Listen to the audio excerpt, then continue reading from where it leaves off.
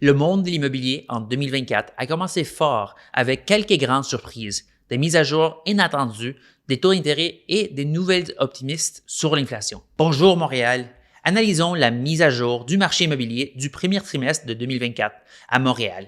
Dans cette vidéo, je vous présenterai les statistiques des différentes régions de Montréal. Restez à l'écoute jusqu'à la fin lorsque nous parlerons de l'inflation et comme toujours, je vous donnerai ma prédiction pour le deuxième trimestre de 2024. Je m'appelle LG Aguinaga et je travaille pour LG Immobilier ici à Montréal. Si vous êtes nouveau sur ma chaîne, bienvenue. Si vous êtes de retour, bon retour. Assurez-vous d'aimer et de vous abonner. Cela me motivera à continuer à publier des contenus. Si vous avez d'autres questions sur notre incroyable marché, n'hésitez pas à me contacter ou à prendre rendez-vous avec moi. Toutes les informations se trouvent dans la description ci-dessous. Allons-y, commençons.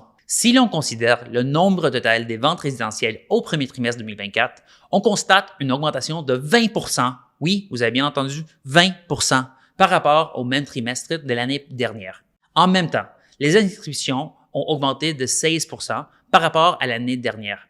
Cela s'explique par le fait qu'un grand nombre des acheteurs et des vendeurs qui étaient restés inactifs sont entrés en jeu. Je m'attends à ce que cette tendance se poursuive, surtout par rapport à la même période en 2023, qui a été une année plus calme. Dans la région métropolitaine de Montréal, nous avons constaté une augmentation des prix dans l'ensemble en comparant le premier trimestre 2024 au premier trimestre 2023. Les maisons ont connu une augmentation de 9% avec un prix moyen de 652 000 $.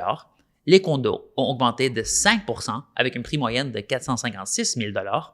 Enfin, les multiplex ont augmenté de 8% avec une prix moyenne de 781 000 $. Actuellement, le marché des maisons et des condos est favorable aux vendeurs et celui du multiplex est équilibré. Cela dit, nous avons toujours l'impression d'être dans un marché des acheteurs au quotidien. C'est peut-être simplement parce que le dernier marché des vendeurs dans lequel nous étions était si fortement axé sur les vendeurs, mais nous voyons actuellement les acheteurs négocier les prix, ce qui nous donne l'impression que c'est en faveur des acheteurs. Sur l'île de Montréal, les prix ont évolué différemment si l'on compare le premier trimestre 2024 au trimestre précédent. Les maisons ont diminué de 0,7% avec une prix moyenne de 911 000 $. Les condos ont augmenté de 1,2% avec un prix moyenne de 521 000 $. Et les multiplex ont augmenté de 1,3% avec une prix moyenne de 836 000 $. Le prix sur l'île sont restés assez stables au cours des derniers 6 mois.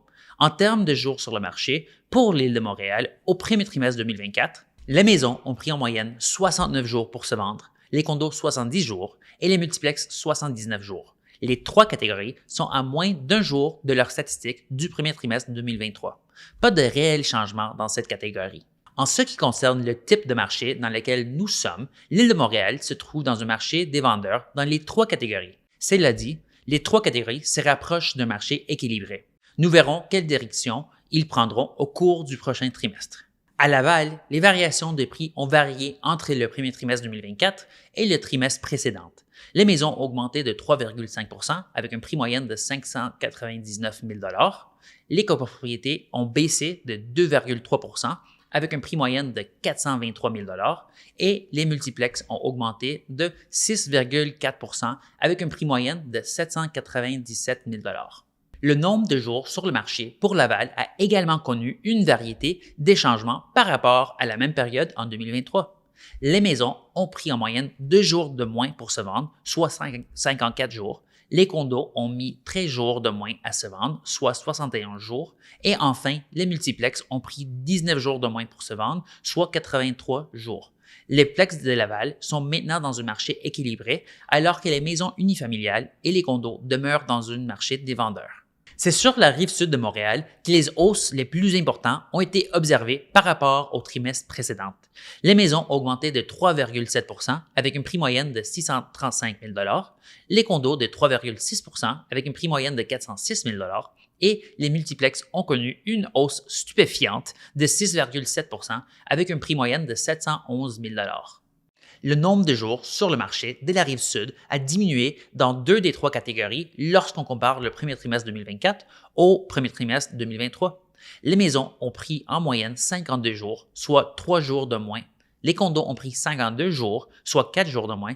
et les multiplex ont pris 78 jours, soit 12 jours de plus.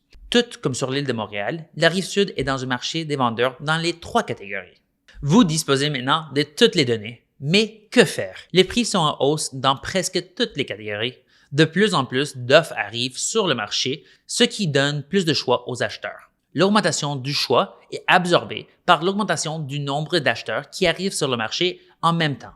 Je m'attends à ce que le prix continue de grimper car les taux d'intérêt restent stables et possiblement une baisse continue à être évitée. Le gouvernement du Canada a également publié quelques changements politiques pour aider les acheteurs d'une première maison au Canada. Il a augmenté le retrait maximal à 60 000 $ pour les acheteurs qui utilisent le régime d'accession à la propriété. Il a introduit une délai de franchise pouvant aller jusqu'à 5 ans avant de devoir cotiser à nouveau. Enfin, l'amortissement a été porté à 30 ans pour les acheteurs des logements neufs. Le deuxième trimestre 2024 sera certainement dans la continuité de ce que nous avons vu. Notre équipe a rencontré plusieurs acheteurs et vendeurs souhaitant passer à l'action. Avec une inflation inférieure à 3 % au cours des derniers 3 mois, je m'attends à une première baisse des taux en juillet. Il ne cesse de repousser cette date, mais c'est ce que je parie actuellement. Par ailleurs, j'ai vu plus d'offres multiples au premier trimestre 2024 que pendant toute l'année 2023. Je pense que nous entrerons dans le dernier trimestre où les acheteurs pourront prendre leur temps et réfléchir pendant une semaine avant de décider s'ils ont aimé la propriété ou non. Que vous soyez acheteur ou vendeur, prenez rendez-vous avec moi pour discuter vos projets immobiliers. Sans plan, ce n'est qu'un rêve. Travaillons ensemble pour réaliser vos rêves immobiliers. Quel est le quartier de la ville qui vous intéresse le plus? Commentez ci-dessous et je vous enverrai les statistiques complètes pour cette zone. N'oubliez pas d'aimer, de vous abonner et de commenter pour plus de contenu comme celui-ci. Merci d'avoir été à l'écoute, Montréal. Nous sommes impatients de vous revoir à la prochaine fois.